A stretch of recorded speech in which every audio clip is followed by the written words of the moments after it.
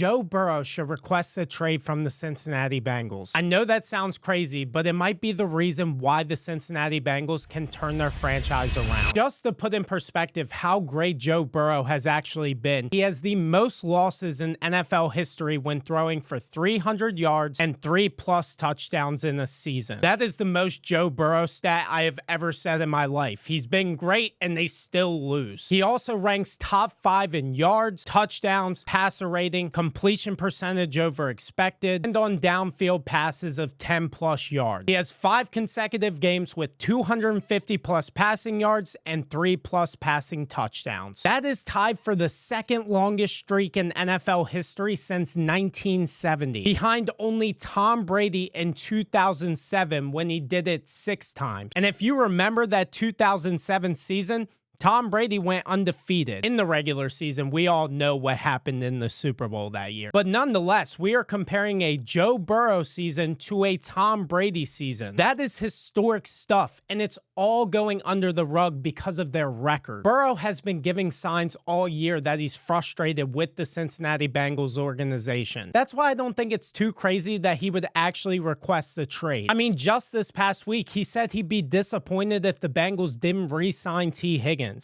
If the front office isn't able to make that work, would you be disappointed in them? Would that change your... I'd be very disappointed in that, yeah.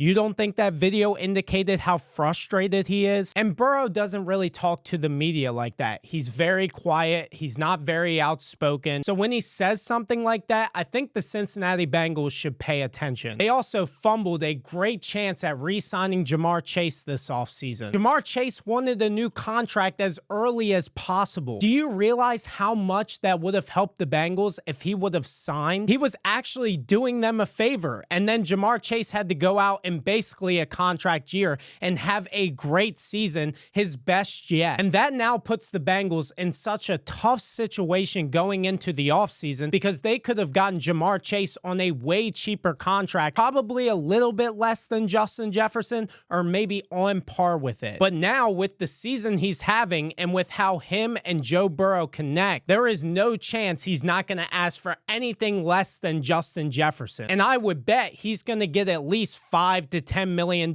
more per season. And you're probably thinking I'm insane for thinking that Joe Burrow might request a trade. He just signed the biggest contract in Cincinnati Bengals history. He's the best quarterback they've ever had. The fan base loves him. Why would he ever want to leave? Well, I actually don't think he's gonna leave. I actually think he'll be a Bengal for life. But he can use it to his advantage as a threat against the Bengals and force their hand into spending more money. See, the entire problem with the Cincinnati Bengals is not really the GM. It's not even the head coach, in my opinion. It's always been the ownership. They don't pay for top talent, and when they do have homegrown talent, they refuse to pay them. And what really put this into perspective for me was Andrew Whitworth when he talked about the Cincinnati Bengals. I think it was back in 2015 when Andrew Whitworth was still with the Bengals and he was very underpaid. So he went to ownership, he went to the GM and asked for a raise just for 1 season. And what the Bengals did after that was absolutely insane. I'm gonna let you watch this interview with Andrew Whitworth when he talked about that process with the Cincinnati Bengals. It was actually the year before I left. So I had played in 15 for Hugh Jackson. He had gone on to become the head coach of the Cleveland Browns after that season. But I had gone through the season, and I'd been really in 14 and 15. I think I gave up 1 sack in 2 seasons, and so pretty crazy run for a left tackle. And kind of felt like, hey man, I'm 30-something years old, but 33 or 34 at that time. But I feel great. I'm playing awesome. So I went to them and I was like, hey, my contract ends after this season.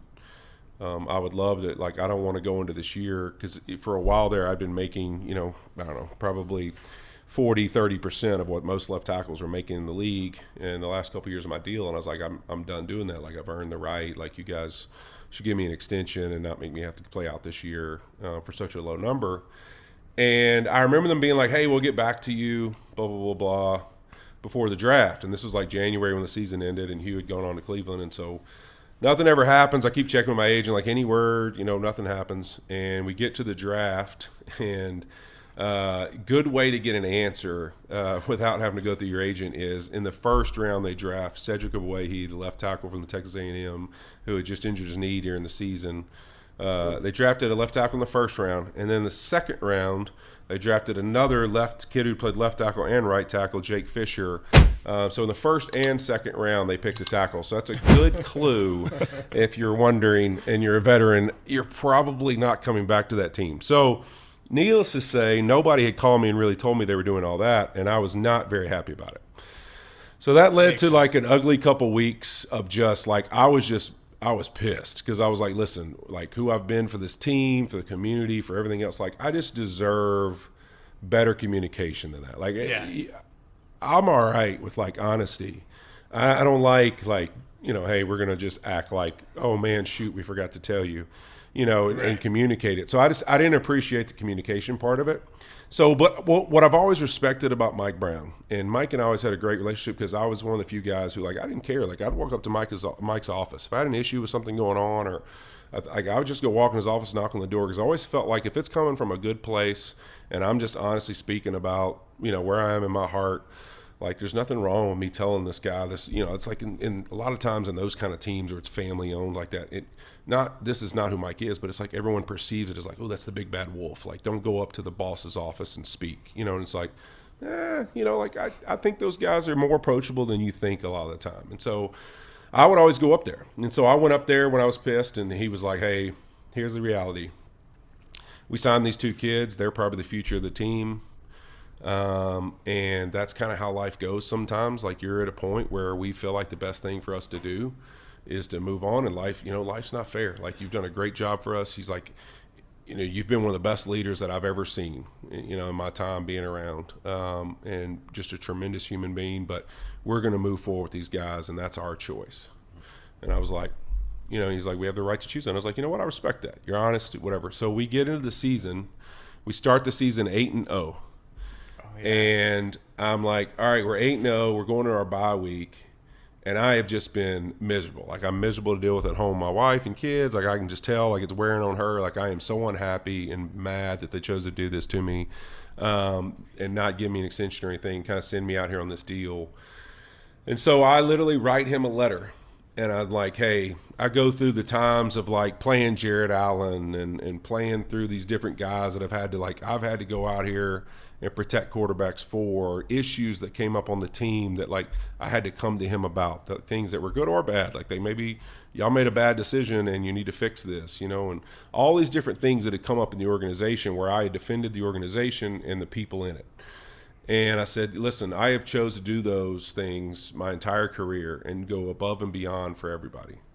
And I don't regret that at all. But in the same token, what I do think that is important for me to understand is, who I am as a dad, a husband, just as a man in general to my friends. Like, I've been not the person I need to be for the last 3 or 4 months, and I'm struggling.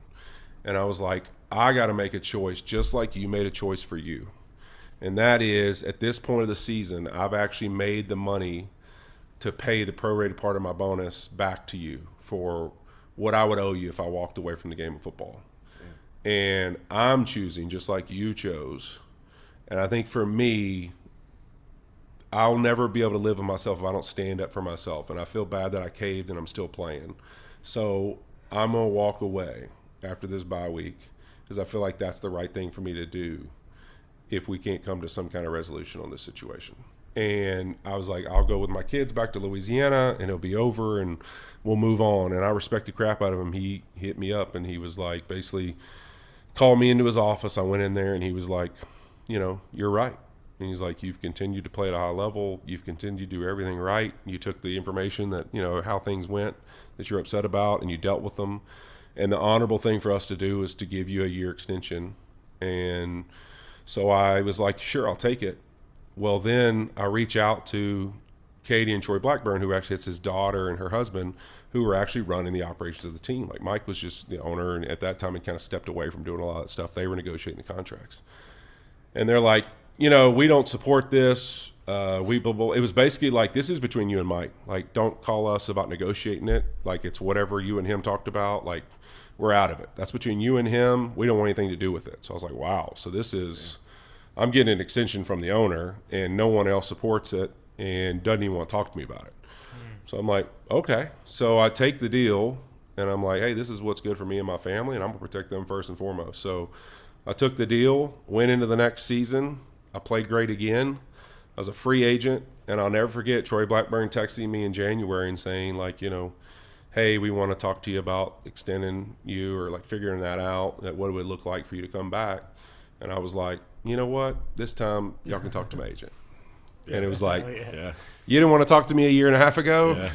We ain't talking now. So, and what's even crazier about that interview is the same thing is happening to T. Higgins right now. T. Higgins requested a trade this offseason. I think people forgot about that. I did until I went back and looked. And the Bengals refused to trade him, even though they probably know that they're not going to keep him this offseason. They use it as a threat. They're going to say, if you're going to request a trade from our organization, I'm going to force you to stay here. They will hold their players hostage. They have proven that over the years with Carson Palmer, Andrew Whitworth, with T. Higgins. But there is one person in the Cincinnati Bengals organization that has the most power out of any player in their franchise history, and it's Joe Burrow. How bad of a look is it for the Cincinnati Bengals for your franchise player to say, I want to get out of here? He will let it be known that this organization is not building correctly around me because they won't spend the money. But if Burrow comes out and says, hey guys, I don't want to be here anymore,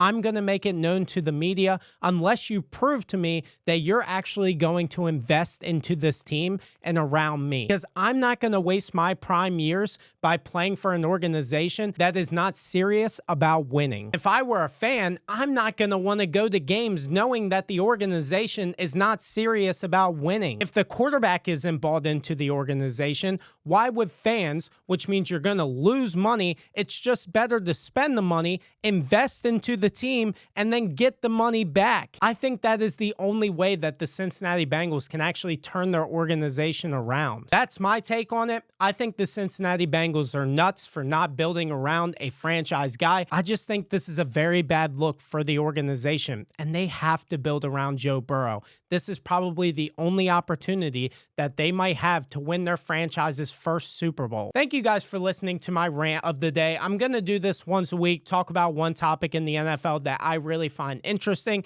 And if you guys enjoyed this video, make sure to hit that subscribe button. I love you guys and hope you have a great rest of your week.